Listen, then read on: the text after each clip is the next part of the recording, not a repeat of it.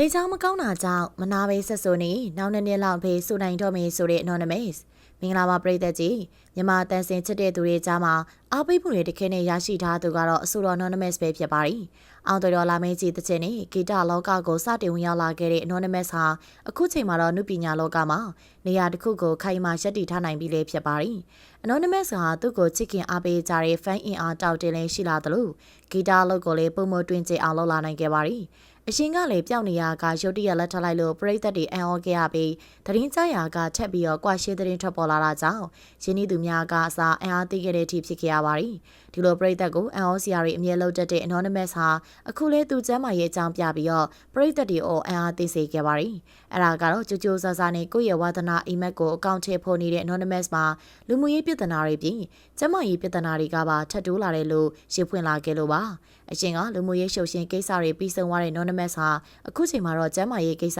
ကိုပါထည့်ရင်ဆိုင်နေရတာပဲဖြစ်ပါတယ်။ Anonymous ဟာငယ်ငယ်ကကျမ်းမာရေးချူချတဲ့သူတူပဲဖြစ်ပြီးတော့ဂီတလောကတွေကိုစတင်ဝင်ရောက်လာချိန်မှာတော့သူကျမ်းမာရေးသူဂရုစိုက်မအားလာအောင်ထိကိုမှအလုပ်တွေစူးစမ်းခဲ့တာကြောင့်အခုချိန်မှာတံပြန်ဖြစ်နေရလို့ဆိုပါတယ်။အရှင်ကလည်းပရိသတ်တွေကိုသူ့ရဲ့ကျမ်းမာရေးခြေအနေနဲ့ပတ်သက်ပြီးအသိပေးခဲ့ပေမယ့်ဒီလိုပဲနားလိုက်သချင်းပြန်ဆိုလိုက်လုပ်နေတာကြောင့်အခြေအနေဆိုးသွားတဲ့အထိဖြစ်သွားမယ်လို့ဘယ်သူမှမထင်ထားခဲ့ပါဘူး။ဒါပေမဲ့လည်း Anonymous ကတော့အဲ့ဒီအချိန်ကသူကျမ်းမာရေးနဲ့ပတ်သက်ပြီးစိုးရိမ်စရာမရှိတော့ဘူးလို့ပရိသတ်တွေကိုသိပေးလာခဲ့ပါတယ်။ခန္ဓာကိုယ်ကျန်းမာရေးရောစိတ်ကျန်းမာရေးပါပြန်လည်ထူထောင်နေတဲ့ Anonymous ဟာအခုချိန်မှာတော့အတိုင်းအတာတစ်ခုထိပြန်လည်သက်သာလာတာကိုတွေ့ရမှာပါ။ဒါပေမဲ့အခုချိန်မှာတော့စိုးရိမ်စရာထပ်ပေါ်လာခဲ့ပါတယ်။အဲ့ဒါကတော့သူ့ရဲ့လေကြောင်းပဲဖြစ်ပါတယ်။အတန်နဲ့လှုပ်ရှားနေတဲ့သူပဲပြီးအတန်လာရလမ်းကြောင်းမှာဒဏ်ဖြစ်တယ်ဆိုတာကတော့ရှိနိုင်ပေမဲ့ Anonymous ကတော့နည်းနည်းစိုးရိမ်ရတဲ့အခြေအနေလို့ပြောရမှာပါ။ဘာလို့လဲဆိုတော့ဆရာဝန်နဲ့စကားပြောစကားအရ Anonymous ဟာတချင်းဆိုတာကိုခဏမနာပဲဇက်တိုက်ကြီးဆိုနေမယ်ဆိုရင်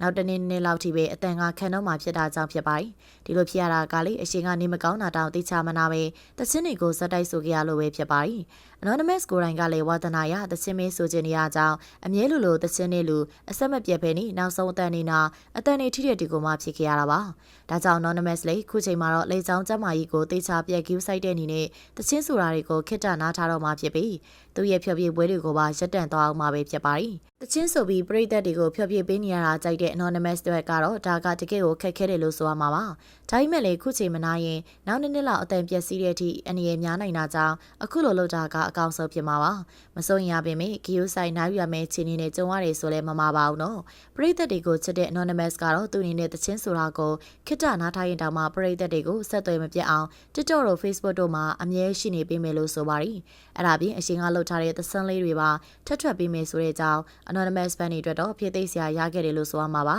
အခုကြည့်နေတဲ့ပရိသတ်ထဲမှာရော Anonymous fan လေးများရှိပါသလားရှင်အကယ်၍ရှိရဆိုရင်တော့ Anonymous ရဲ့ကျမ်းမာရေးအတွက်ဆုတောင်းစကားလေးတွေပြောသားပေးခဲ့ပါအောင်ရှင်